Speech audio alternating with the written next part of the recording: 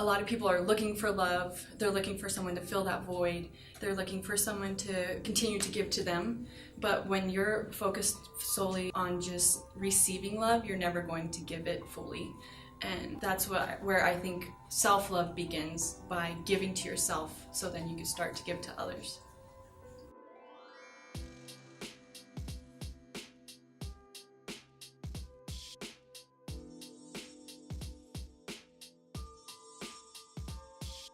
My name's Sarah Ortegon. It's Nanukit Bathase. It means white owl woman in Arapaho. Yeah, it's my Instagram handle. It's really long, has a 3 in there. I was born in Denver, Colorado. However, my parents would take me to the Wind River Reservation, which is where my tribes are. I'm enrolled Shoshone. However, I'm also Northern Arapaho.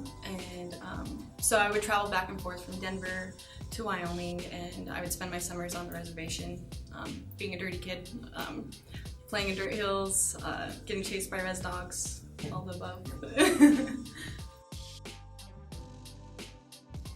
So I wanted to talk about self-love today, because I feel like no matter how much you want to give to others, you can't pour from an empty cup. So if you don't feel the love within yourself, you don't feel like you're worthy, you don't feel like you're meant to accomplish things, and how are you going to create that within yourself in order to push yourself forward? A lot of people are looking for love, they're looking for someone to fill that void, they're looking for someone to continue to give to them, but when you're focused solely on just receiving love, you're never going to give it fully. And that's where I think self-love begins, is by giving to yourself, so then you can start to give to others.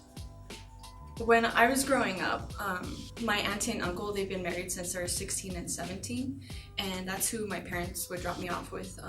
They're George and Shirley Enos, and he's Shoshone, she's Arapaho, and there's always this banter going on between them, teasing each other because Shoshones and Arapahos were originally enemies.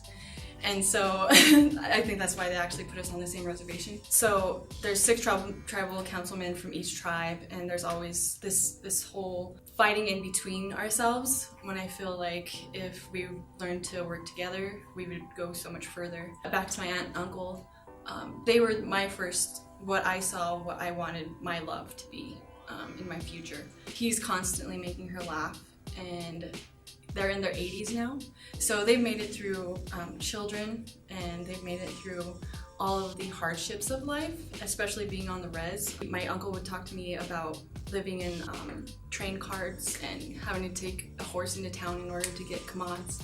So I feel like that the type of connectedness that they have with each other, but also he takes care of her now. She's a little bit older than him.